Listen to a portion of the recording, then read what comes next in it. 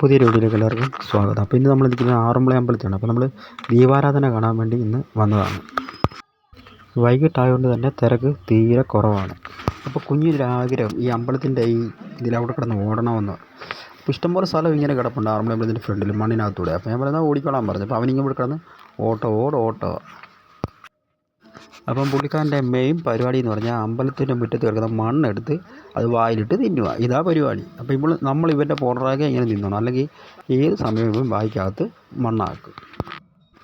നമ്മൾ ഈ ആറന്മുള അമ്പലത്തിൽ രാവിലെ വരുന്നതിനെക്കാട്ടിലും നല്ലത് നിർത്താൽ വൈകിട്ട് വരുന്നതായിരിക്കും. അപ്പം നമുക്ക് സുഖമായിട്ട് നമുക്ക് കൃഷ്ണനെ കണ്ട് തൊഴാനൊക്കെ പറ്റും. ഞായറാഴ്ച പകലെന്നൊക്കെ പറഞ്ഞാൽ ഭയങ്കര തിരക്കായിരിക്കും. അപ്പം അതിൻ്റെ ആവശ്യമൊന്നുമില്ല. നമുക്ക് വൈകിട്ട് എപ്പോൾ വേണേലും വന്നാൽ 7 മണിക്കൊക്കെ വരികയാണെങ്കിൽ നമുക്ക് സുഖമായിട്ട് കൃഷ്ണനെ കണ്ട് നല്ലപോലെ തൊഴിലിട്ട് പോകാൻ പറ്റും.